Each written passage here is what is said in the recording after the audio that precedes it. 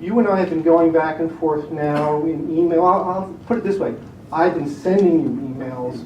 Some of them have been deemed worthy of a reply. Most have not. You do state in one email that you believe in transparency in government. I have to bring that to question since the 8 emails that I've requested for the costs for Galloping Hill Country Club, I've yet to receive one answer that cites any of those figures. And I really did not want to have to go through the Oprah to find out what these costs were. I wanted to save the county the expense of having to do all that when we could ask the county director of golf or director of finance to come up here and just open the ledger and tell all the taxpayers how much it costs to build those facilities. Again, I ask you again, what did it cost to build the facilities from soup to nuts? Thank you very much. Thank you. Let me address the last part that you brought up, the barrage of emails that you have sent to me, and some that I have addressed and some that I have not addressed. And as I stated in one of the emails, it seems as if we were in a back and forth email barrage, which was not going anywhere. And to get a better understanding, I thought that you were going to be here last week and I can speak to you about it. You weren't. And the fact that I did request that, if you got here maybe 10 minutes earlier from this to this meeting, I would be more than happy to speak to you beforehand to make sure that, we were on the same page. Because obviously there's something that was amiss, because there was information that was provided to you and all, and no matter what information still was given to you, it was not connecting with what you needed.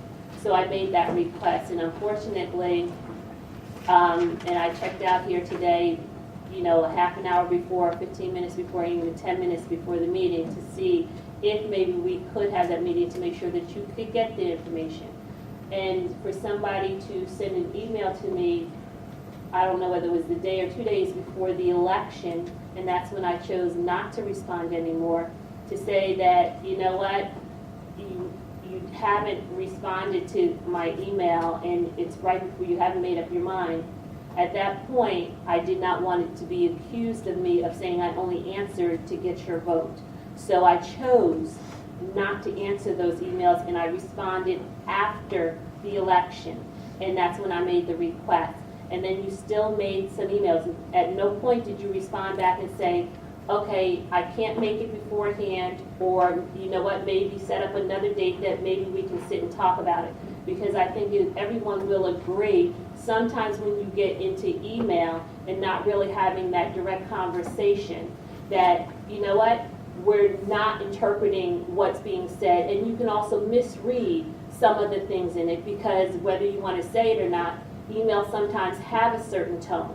So, and yes, I do believe in open transparency, and we will try to make sure that we provide the information. And I believe, and I have requested this information before, and I'll ask maybe County Council, the information that was provided, maybe October, or County Manager, from October the 3rd was the request. There was information that came back later that was totally different.